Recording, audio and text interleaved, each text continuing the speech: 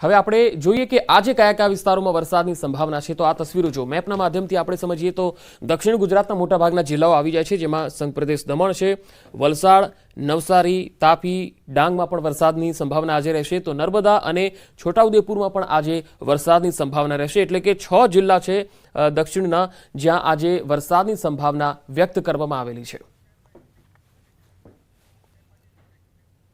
તો દક્ષિણ ગુજરાતના ભાગોમાં વાતાવરણમાં પલટો। સુરતના ગ્રામ્ય વિસ્તારોમાં ગાજવીજ સાથે વરસાદ પડ્યો।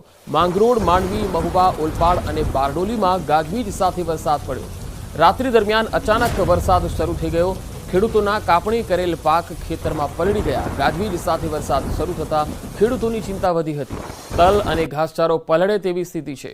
વરસાદ શરૂ થતા વીજ પુરવઠો બંધ કરાયો અને સમગ્ર વિસ્તારમાં અંધારપટ છવાઈ ગયો।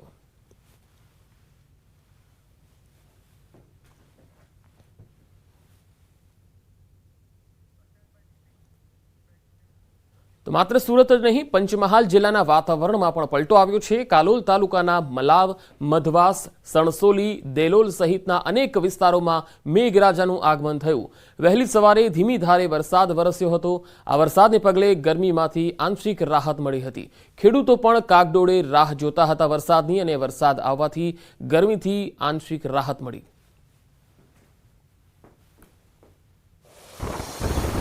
વલસાડ જિલ્લાના વાતાવરણમાં પણ પલટો આવ્યો છે। જિલ્લાના છેવાડાના વિસ્તારમાં વરસાદ પડ્યો। કપરાડા સહિતના વિસ્તારમાં વરસાદ ચાલી રહ્યો છે, તો ગિરનારા અને સુથારપાડામાં પણ વરસાદ પડ્યો। અસહ્ય ઉકળાટ અને ગરમી વચ્ચે વરસાદથી વાતાવરણમાં ઠંડક ફેલાઈ ગઈ છે। કેરીના પાકને નુકસાનની ભીતિ સેવાઈ રહી છે, જેથી ખેડૂતો થોડા ચિંતિત છે। જિલ્લાના અન્ય કેટલાક વિસ્તારોમાં વાદળછાયું વાતાવરણ છે।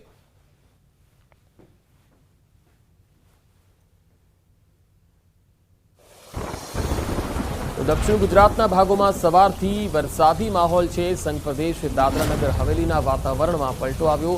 દિવસભર વાદળછાયા વાતાવરણ બાદ મોડી રાત્રે સેલવાસ અને આસપાસના વિસ્તારમાં વરસાદ વરસ્યો હતો। અસહ્ય ગરમી અને ઉકળાટના માહોલમાં વરસાદ વરસતા વાતાવરણમાં ઠંડક ફેલાઈ હતી। લોકોએ ગરમી અને બફારાથી રાહત અનુભવી।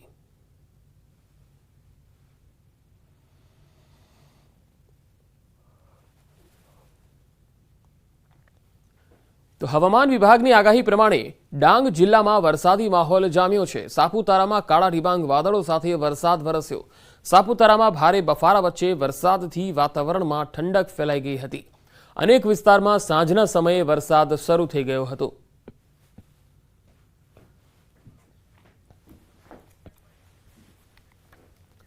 અભયારણ્યોમાં જતા પ્રવાસીઓ માટે મોટા સમાચાર છે। 15 જૂનથી 15 ઓક્ટોબર સુધી અભયારણ્યો બંધ રહેશે।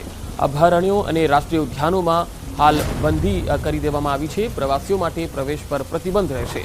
16 ઓક્ટોબરથી અભયારણ્યો રાબેતા મુજબ ચાલુ રહેશે।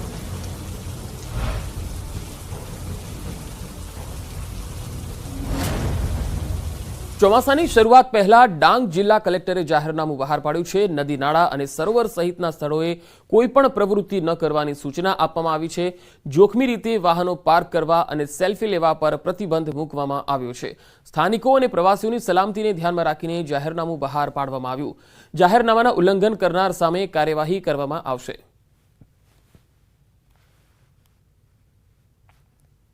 જળાશયો છે, પાણી જ્યાં વહેણ હોય છે ત્યાં આગળ અને ધોધ જે છે તે પ્રવાસી વ્યક્તિઓ હોય કે આમ જનતા હોય એ પાણીના પ્રવાહથી સચેત રહે, એટલા માટે અને જનતામાં જાગૃતિ આવે અને તંત્ર કાર્યવાહી કરી શકે તે માટે ભારતીય ફોજદારી કાર્યરીતિ અધિનિયમની કલમ 144 હેઠળ અત્રેથી ડિસ્ટ્રિક્ટ કક્ષાએથી એડીએમ તરીકે જાહેરનામું બહાર પાડવામાં આવ્યું છે, જેથી કરી ડાંગના ગિરિમથક સાપુતારા ખાતે સતત બીજા દિવસે પણ વરસાદી માહોલ બન્યો છે।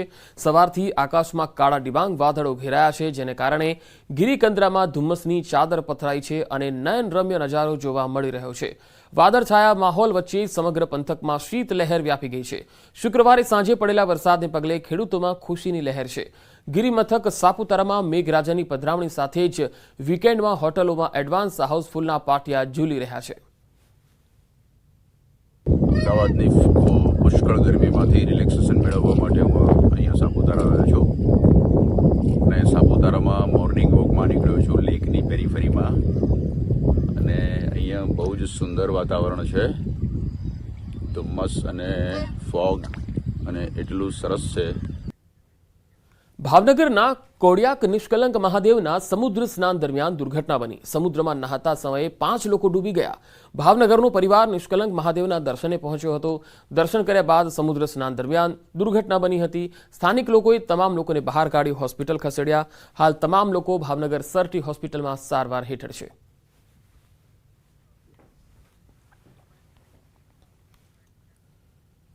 એક દુઃખદ સમાચાર આવી રહ્યા છે. રામોજી ફિલ્મ સિટીના સંસ્થાપકનું નિધન થયું છે.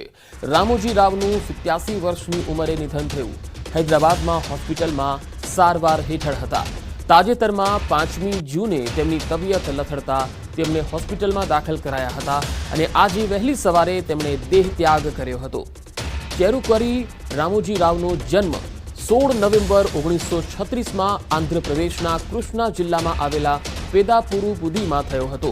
તેમણે દેશમાં બિઝનેસ, મીડિયા અને ફિલ્મ નિર્માણ ક્ષેત્રમાં મોટું યોગદાન આપ્યું. સાથે જ રામોજી ગ્રુપનો પણ પાયો નાખ્યો હતો. 2016માં તેમણે શિક્ષણ, પત્રકારિતા અને સાહિત્ય ક્ષેત્રે યોગદાન માટે પદ્મ વિભૂષણથી સન્માનિત કરવામાં આવ્યા હતા. પ્રધાનમંત્રી નરેન્દ્ર મોદીએ પણ તેમના નિધન પર દુઃખ વ્યક્ત કર્યું છે અને તેમણે જણાવ્યું છે કે આ એક દુઃખદ છે. તેઓ એક સ્વપ્નદ્રષ્ટા હતા જેમણે ભારતીય મીડિયામાં ક્રાંતિ લાવી હતી. તેમના સમૃદ્ધ યોગદાનથી પત્રકારત્વ અને ફિલ્મોની દુનિયા પર અમિટ છાપ છોડી છે. તેમના નોંધપાત્ર પ્રયાસો દ્વારા તેમણે મીડિયા અને મનોરંજન જગતમાં નવીનતા અને શ્રેષ્ઠતા માટે નવા ધોરણો સ્થાપિત કર્યા હતા. દ્વારકાના વરવાડા પાસેથી ડ્રગ્સ ઝડપાયું. એસઓજી અને દ્વારકા પોલીસની ટીમ ઘટના સ્થળે પહોંચી. વરવાડા નજીકથી ડ્રગ્સનો જથ્થો ઝડપાયો છે. એસઓજી અને દ્વારકા પોલીસની તપાસનો ધમધમાટ. હાલમાં દરિયાકાંઠા પર દ્વારકા પોલીસનું સર્ચ ઓપરેશન ચાલી રહ્યું છે. એસઓજી અને દ્વારકા પોલીસની ટીમ અહીંયા પહોંચેલી છે. ડ્રગ્સનો જથ્થો ઝડપાયો છે, જેના પગલે હાલ તપાસ ચાલી રહી છે.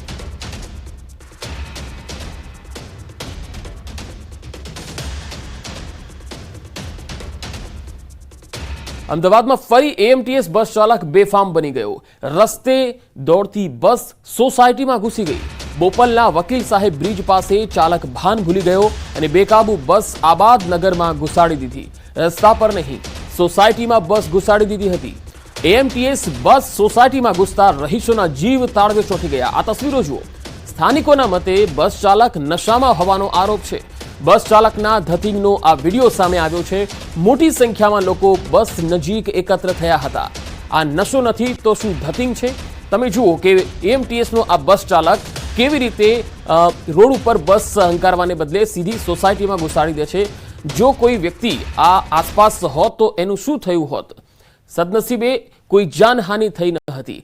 ફરી એએમટીએસ બસ ચાલક બેફામ થયો છે તેનો આ નમૂનો છે. બે અલગ અલગ તસવીર આપણે બતાવી રહ્યા છીએ. અમદાવાદમાં આવા બનાવો હવે સામાન્ય બનતા જઈ રહ્યા છે.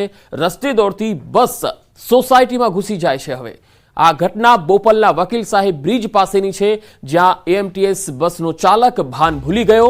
બેકાબુ બસ આબાદનગરમાં ઘૂસી ગઈ હતી. સવાલ એ છે કે એએમટીએસ બસ ચાલક બેફામ બન્યો, હવે કાર્યવાહી ક્યારે થશે? કેમ તેના માટે કોઈ જવાબદેહી નથી? ફરી એકવાર શહેરીજનોના જીવને જોખમમાં મૂકવામાં આવ્યા. શું કોઈ ઉદાહરણરૂપ કાર્યવાહી થશે ખરી? સવાલ એ પણ છે કે સોસાયટીમાં મોટી દુર્ઘટના બની હોત તો જવાબદાર કોણ હોત? જ્યારે આ બસ સોસાયટીમાં ઘૂસી ગઈ ત્યારે સ્વાભાવિક છે કે ઘરના આસપાસના જે વ્યક્તિઓ હોય છે તેમની અવરજવર પણ હોય. એએમટીએસ બસ ચાલકોને તાલીમ આપવામાં આવે છે તો પછી આ પ્રકારની અસરનું કારણ શું છે? કેવી રીતે તેઓ આવા બનાવો આપી દે છે, બનાવોને અંજામ આપી દે છે? સોસાયટીમાં જો કોઈ દુર્ઘટના ઘટી હોત તો તેના માટે કોણ જવાબદાર હોત? તબીબના મતે ચાલક નશામાં નહોતો તો વર્તણૂક આવી કેમ દેખાઈ રહી છે તેની?